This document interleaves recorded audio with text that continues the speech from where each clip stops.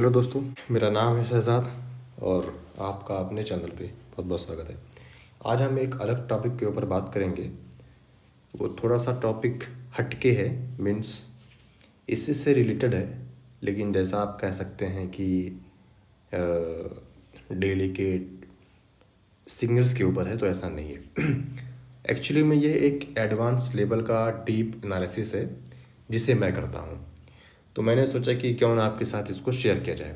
इससे भी आपको ज़्यादा फ़ायदा हो सकता है अगर आप डीप एनालिसिस करते हैं पूरे चार्ट का, जिसमें कैंडल बॉडी शामिल होती है, बिग शामिल होते हैं, यानी कि मिला जुला करके हम वॉल्यूम और कैंडल का एनालिसिस करते हैं। तो उसको इसमें हम कैसे सेट कर सकते हैं और हम किसी कैंडल को कितना डीप स्टडी कर सकते हैं, इसी के ऊपर ये आज का वीडियो है।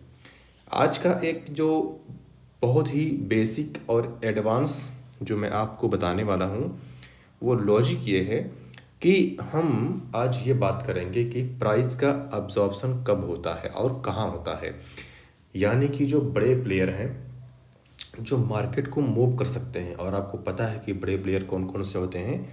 बड़े प्लेयर्स जो होते हैं वो एक्चुअली में कॉमर्शियल्स बैंक्स होते हैं, इंस्टीट्यूशंस होते हैं, हेज फंड्स होते हैं, सेंट्रल बैंक्स होते हैं, और ऐसे बहुत बड़े प्लेयर हैं जो मार्केट को मूव करते हैं और वो मार्केट में लिक्विडिटी प्रोवाइड करने का काम करते हैं।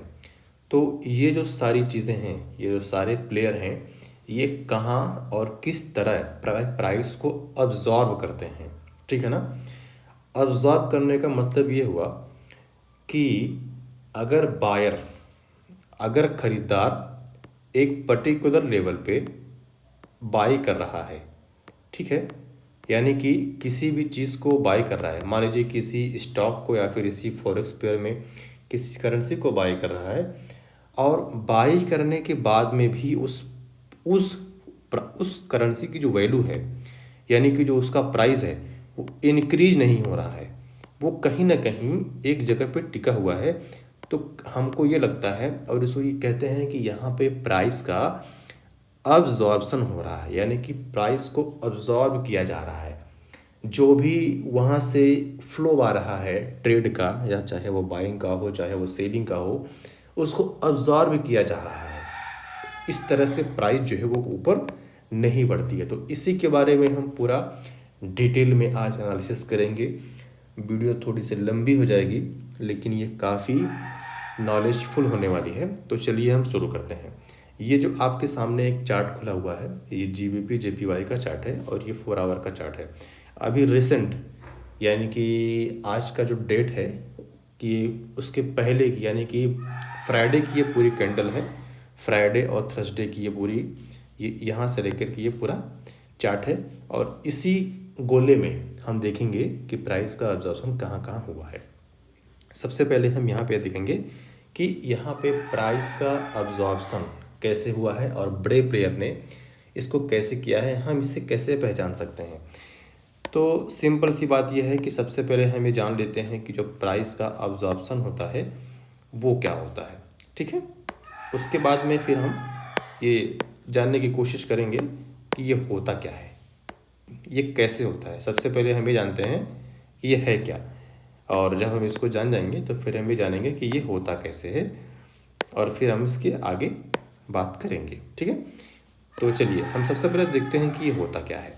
तो मैंने कुछ नोट्स वगैरह लिखे हुए हैं इसके लिए, तो उसको थोड़ा सा आपको देखना पड़ेगा कि ये प्राइस का अब्जॉर्प्शन होता कैसा है। देखिए, प्राइस का अब्जॉर्प्शन का मतलब ये होता है कि बायर्स और सेलर्स का प्रेशर जो होता है ना, उसको अब्जॉर्ब किया जाता है। जैसे कि मैंने आपको बताया कि उसे अब्जॉर्ब किया जाता है, बायर और सेलर के प्रेशर को इसमें अब्जॉर्ब किया जाता है, ठीक है।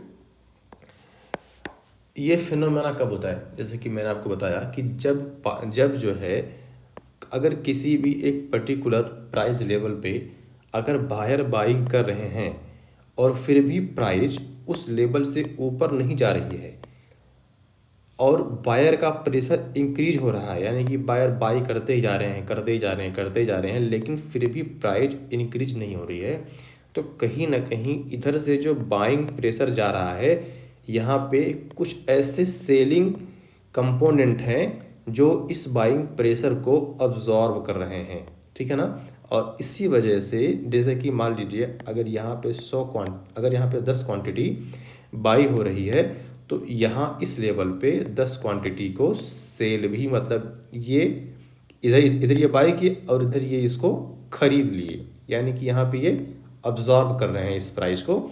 इसी वजह से ये प्राइस ऊपर नहीं बढ़ पा रही है।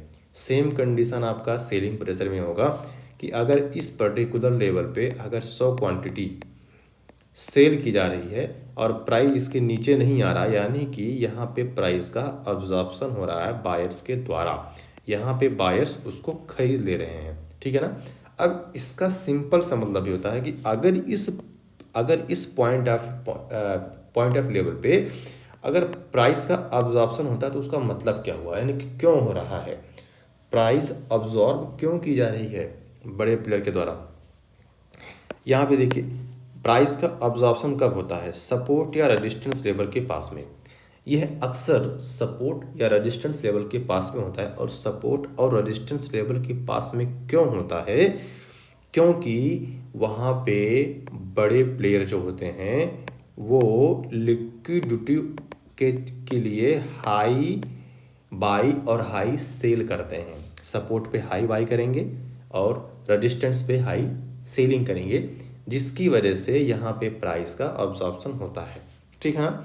जब प्राइस किसी स्ट्रॉन्ग सपोर्ट या रेजिस्टेंस के करीब हो तो इंस्टीट्यूशनल ट्रेडर या बिग प्लेयर काम करते हैं प्राइस को वहाँ अब्जॉर्ब करने के लिए, क्योंकि उन्हें भी एक लेवल पे लिक्विडिटी चाहिए रहती है मार्केट में अपने पोजीशंस को एग्जीक्यूट करने के लिए, ठीक है ना। एग्जांपल, प्राइस रेजिस्टेंस लेवल पर पहुंचते ही है और बायर्स के ऑर्डर्स सेलर्स ग्रेजुअली अब्जॉर्ब करते हैं। रिजल्टली प्राइस रेजिस्टेंस के ऊपर ब्रेक नहीं कर पाता, जैसे कि मैंने आपको इन ड्राइंग के जरिए से समझाया कि प्राइस उसके ऊपर नहीं जा पाता, ठीक है।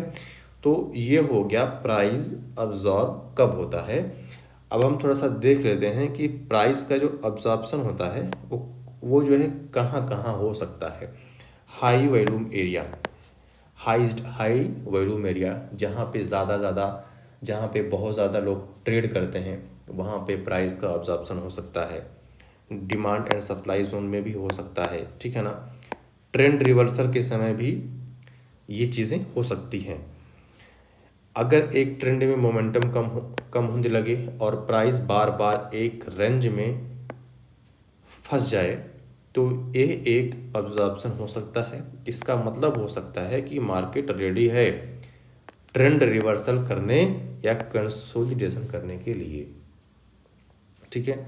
न्यूज़ या इवेंट के बाद अगर मान लीजिए कोई न्यूज़ आ गई तो उसमें भी प्राइस का अब्जॉर्प्शन शुरू हो जाता है।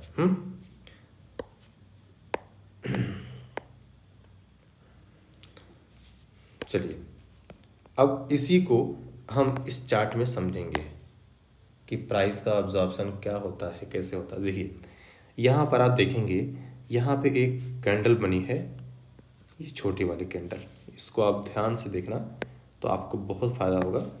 और ये चार्ट एनालिसिस का सबसे पीक पॉइंट होता है ये वाली कैंडल, अगर आप देखेंगे।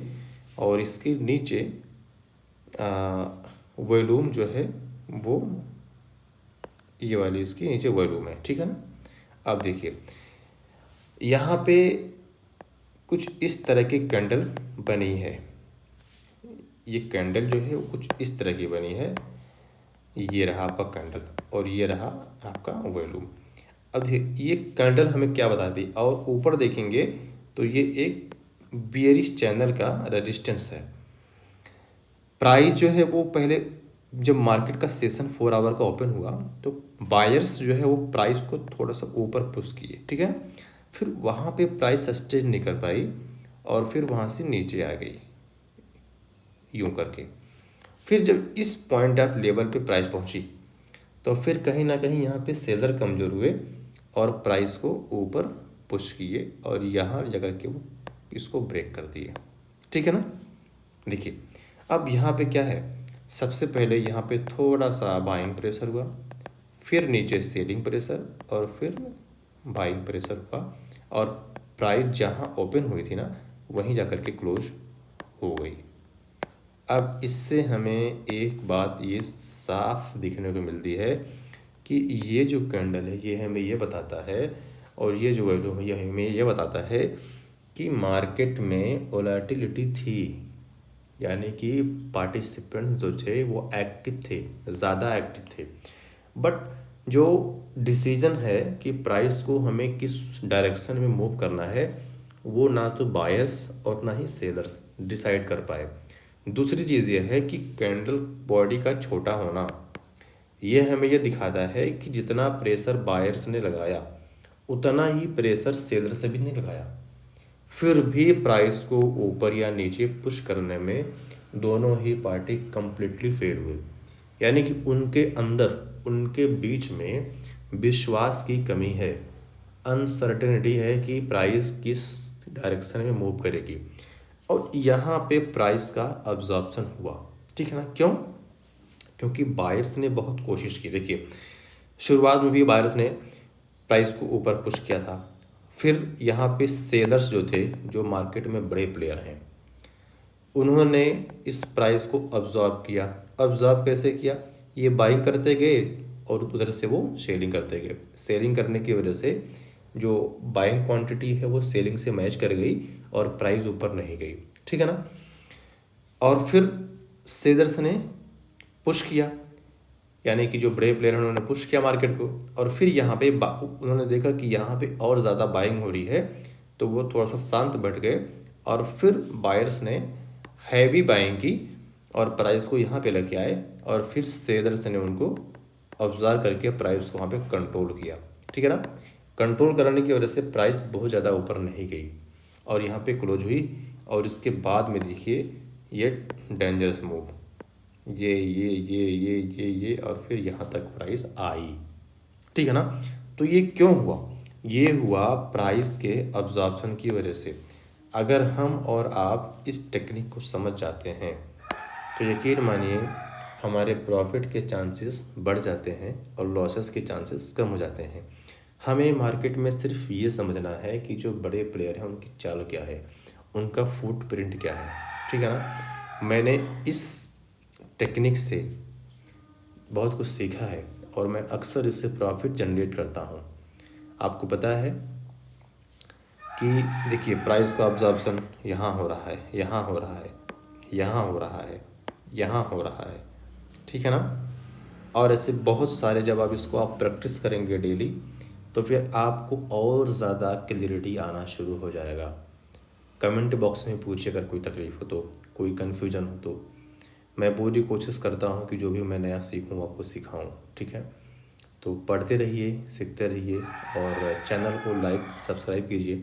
हालांकि वीडियोस के डालने में बहुत ज़्यादा गैप होता है क्योंकि मैं अपनी स्टडी करता हूँ और ये वीडियो बनाना थोड़ा टाइम टेकिंग है, उसको एडिट करना। फिर मैं ट्राई करता हूँ कि मैं 2 दिन पे 3 दिन पे एक वीडियो अपलोड करूँ आपके लिए, क्योंकि मेरा भी फ़र्ज़ बनता है कि अगर मैं कुछ सीखूं तो उसको आपके साथ में शेयर करूं।